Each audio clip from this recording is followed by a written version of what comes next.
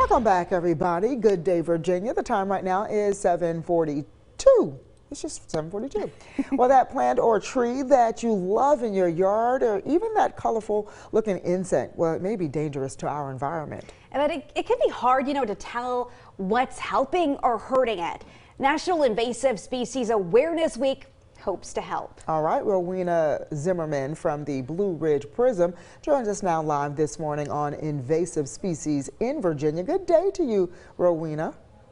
Hi, Charmaine. Thanks for having me here. Thank you for joining us. Well, exactly what is invasive species? Invasive species, let me just give you a short definition. It's any organism like a plant, animal, or pathogen that's not native to our ecosystem, that didn't evolve with everything else in the ecosystem over hundreds of years. And it's invasive because its introduction causes economic or environmental harm or harm to human health. Oh, so what exactly is the best way to stop the spread of an invasive species? Maybe even how does it usually just get here? It usually gets here by people. A lot of the invasive species, some of the most serious ones we've got in the country right now are plants that were brought in from different countries as ornamental plants, as plants for your garden. And only recently, probably in the last decade or so, do people really truly understand what's going on with invasive species, how serious a problem it is. So over, the last several decades, these plants have been growing and then spreading into the forests, which is what the issue is. It is spreading into woodlands. But actually, one of the best ways the public can help stop the spread of invasive species is really just not to buy them.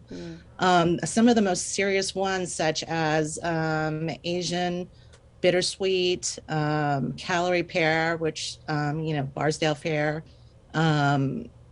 periwinkle, ivy, those are still available at nurseries.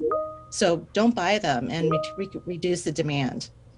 Okay, Rowena, also, what's the biggest threat to our environment right now when it comes to invasive species?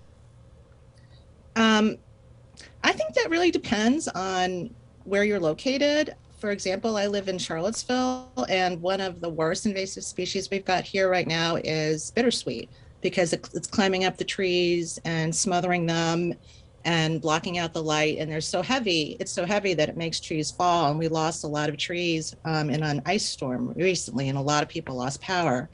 For others, it could be honeysuckle. Now, because Roanoke is on the Route 81 corridor, what's happening there is Spotted Lanternfly, we think, has been making its way down through Virginia through Route 81 because it's hitchhiking.